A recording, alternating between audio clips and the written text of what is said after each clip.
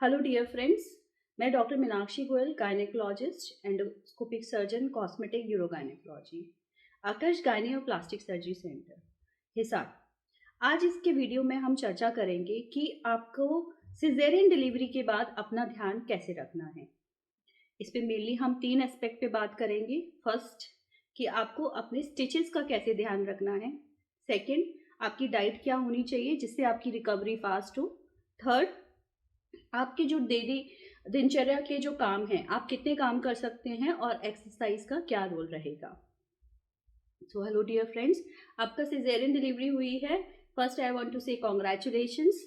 कुछ जो बातें आपको ध्यान रखनी है, पहली ये कि जो स्टिच लाइन है, नॉर्मली जो ड्रेसिंग्स होती है कई बार वाटर प्रूफ होती है, तो आप अपना अगर वाटर प्रूफ ड्रेसिंग लगी हुई है तो आप डेली नहा सकते हो। अगर सपोज वाटर प्रूफ ड्रेसिंग नहीं लगी हुई है और आप घर आए हो थर्ड डे फोर्थ डे, तो आप वो ड्रेसिंग हटा सकते हो और अपना नॉर्मल बाथ ले सकते हो, क्योंकि जो स्किन होती है वो 24 आवर में सील हो जाती है। उसके बाद अगर आप डेली बाथ लेते हो या डेली नहाते हो तो उसके अंदर पानी नहीं जाएगा। लेकिन अगर आपकी वाटरप्रूफ ड्रेसिंग नहीं है और उस वाटरप्रूफ ड्रेसिंग के साथ आप डेली बाथ लेते हो तो वो गीली हो जाएगी, सोख हो जाएगी, तो फिर वो ड्रेसिंग आपको इन्फेक्शन कर सकती है।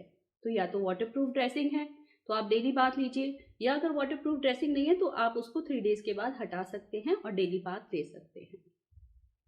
सेकेंड, आपकी डाइट कैसी होनी चाहिए। आपकी डाइट, आप जैसे अपनी रूटीन में खाना खाते हैं वो ही आपको डाइट लेनी है, जिसमें कि आप अगर चावल लेते हैं तो चावल खाने हैं, चपाती खाते हो तो चपाती खानी है। जो भी मिल्क प्रोडक्ट्स हैं, दूध दही घी आप खा सकते हो एक नॉर्मल मात्रा में। सारी तरह की ग्रीन वेजिटेबल्स, जो भी सब्जियां वेजिटेबल्स आप लोग रूटीन में खाते हो वो सारी आप खा सकते हो। दालें खा सकते हो। इजी टू डाइजेस्ट खाना आपको खाना है। बहुत ही ग्रेवी वाला ऑयली फूड या फिर जैसे होटल्स वगैरह में बनता है उस तरह का खाना नहीं खाना। सिंपल जो घर का खाना होता है वो खा सकते हो। अब एक ही बहुत ही कॉमन क्वेश्चन होता है या मिथ होता है कि सिजेरियन हुआ है, ऑपरेशन हुआ है, दूध नहीं देना। तो ऐसा कुछ भी नहीं है। दूध में प्रोटीन होते हैं, विटामिन्स होते हैं, वो आपकी रिकवरी में बहुत ज़्यादा हेल्प करते हैं। आपको इनफैक्ट इस समय जब आपका ऑपरेट हुआ है तो प्रोटीन रिच डाइट की ज़रूरत है, तो आपको पनीर लेना चाहिए। अगर आप एग खाते हो तो आपको एग खाना चाहिए। आप राजमा सैलेड वगैरह भी खा सकते हो और मिल्क तो आप बिल्कुल ले सकते हो। दिन में 2-3 बार मिल्क ले सकते हो, क्योंकि आप जितना लिक्विड लोगे उतना ब्रेस्ट फीडिंग में आपको हेल्प होगी। आप सारी दालें खा सकते हो और रूटीन में कुछ हमारे ट्रेडिशनल चीज़ें भी चलती हैं, जैसे कि लड्डू और कुछ लोगों के हलवा वगैरह बनता है, तो वो आप वो सारी चीज़ें ले सकते हो। लेकिन आपको एक चीज़ का ध्यान रखना है, बहुत ही एक्सेसिव अमाउंट में फ़ैट ना लीजिए। बहुत एक्सेसिव अमाउंट में फ़ैट लेने से आपका वजन बढ़ेगा और बाद में आगे जाके आपको डायबिटीज़, हाइपरटेंशन और जो मोटापे की वजह से जॉइंट पेन वगैरह की प्रॉब्लम रह सकती है। तो डाइट हमेशा ही बैलेंस्ड होनी चाहिए, चाहे प्रेगनेंसी हो या प्रेगनेंसी के बाद नॉर्मल डिलीवरी या सिजेरियन डिलीवरी।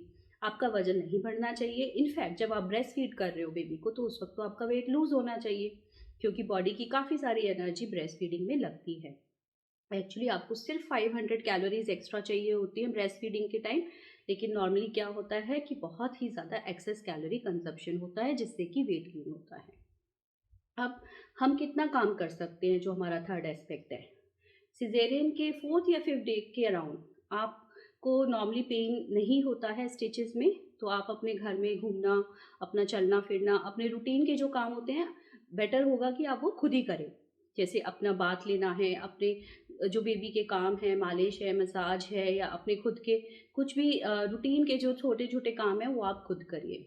अराउंड 15 डेज़ के बाद आप अपने घर के हल्के हल्के काम शुरू कर सकते हैं। आप चाहो तो किचन वर्क भी स्टार्ट कर सकते हो अगर आपकी कोई हेल्प नहीं है। और इनफैक्ट 1 मंथ के बाद आप अपना पूरे घर का किचन वर्क, जो लाइट वर्क है, फ्लोरिंग, डस्टिंग और जैसे कि वॉशिंग मशीन नॉर्मली होती है तो उसमें जो कपड़े वगैरह लगाने हैं वो सारे काम आप खुद कर सकते हो। सिर्फ आपको एक चीज़ का ध्यान रखना है सिजेरियन के बाद, कि जो 3 मंथ तक का टाइम होता है उस टाइम तक आप कोई भारी वजन ना उठाएं। भारी वजन में ये है कि 5 केजी तक का वेट आप उठा सकते हो, उससे ज़्यादा वजन आप ना उठाओ। तो ये चीज़ आपको ध्यान रखनी है। थर्ड, नेक्स्ट चीज़ जो हमारे काफ़ी सारे पेशेंट पूछते हैं कि हम एक्सरसाइज कब कर सकते हैं।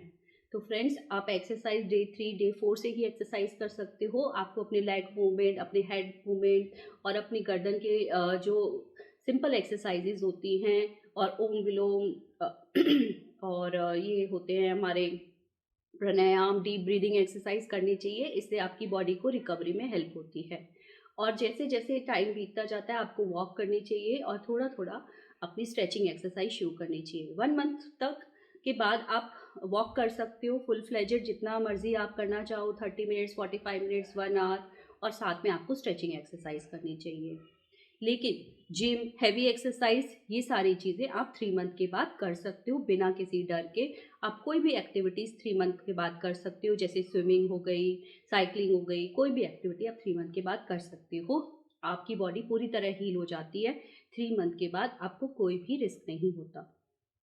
एक बहुत इंपॉर्टेंट चीज़ जो मैं लास्ट में बताना चाहूँगी, जो कि बहुत ही बड़ा मिथ है कि डिलीवरी के बाद या सिजेरियन के बाद पानी नहीं पीते, कि पानी ज़्यादा पिएंगे तो पेट निकल आएगा। लेकिन ये एक बहुत ही गलत मिथ है जो सोसाइटी में फैला हुआ है। आप जितना ज़्यादा पानी पियोगे उतना ज़्यादा अच्छा आपका मेटाबॉलिज्म होगा। जितना अच्छा आपका मेटाबॉलिज्म होगा उतनी अच्छी रिकवरी होगी। तो पानी ज़रूर पीना है, क्योंकि पानी नहीं पीने से कई प्रॉब्लम्स हो सकती हैं, जैसे कॉन्स्टिपेशन हो जाती है, यूरिन में इन्फेक्शन होता है। ये बहुत ही कॉमन प्रॉब्लम है जो डिलीवरी के बाद देखने मिलती हैं। तो आप पानी का स्पेशल ध्यान रखिए और लिक्विड डाइट काफ़ी अच्छी मात्रा में लीजिए। एक बहुत ही कॉमन क्वेश्चन जो पेशेंट्स पूछते हैं कि हम कौन से फ्रूट्स खा सकते हैं डिलीवरी के बाद। तो डियर फ्रेंड्स, मैं ये बताना चाहूँगी कि जो भी फ्रूट्स मार्केट में अवेलेबल हैं, फ्रेश फ्रूट्स, सीजनल फ्रूट्स, वो आपको सारे खाने हैं। जो भी आपके पसंद का फ्रूट है आप खा सकते हो। और बेस्ट ये होता है कि आप फ्रूट सैलेड लो, क्योंकि हर फ्रूट में अलग विटामिन होता है। जब आप फ्रूट सैलेड लेते हो, वैरायटी लेते हो, तो सारे विटामिन आपको मिलते हैं। और एक और क्वेश्चन, एक और अलग एस्पेक्ट कि जो आपके मन में होता है लेकिन कई बार आप पूछ नहीं पाते हो, कि हमें सेक्सुअली एक्टिव कब से हो सकते हैं। तो 6 वीक्स का टाइम होता है, 1.5 महीने का रिकवरी का। 1.5 महीने के बाद आप अपनी सेक्सुअल एक्टिविटी रिज्यूम कर सकते हो। लेकिन अनवांटेड प्रेगनेंसी ना हो, उसके लिए आपने ज़रूर ध्यान रखना है। कोई ना कोई कॉन्ट्रासेप्टिव यूज़ करना है, या फिर आप कॉन्डम भी यूज़ कर सकते हो। और इस वीडियो में मैं एक डिस्क्रिप्शन लिंक शेयर करूँगी, जिसमें आपको अनवांटेड प्रेगनेंसी ना हो उसके लिए आप क्या कर सकते हो, आप वो देख सकते हो। आई होप आपको ये वीडियो पसंद आया होगा। आप प्लीज़ इसे लाइक, सब्सक्राइब करिए, शेयर करिए, ताकि ये इन्फॉर्मेशन सबको मिल सके। थैंक यू दोस्तों, फिर मिलेंगे दोबारा।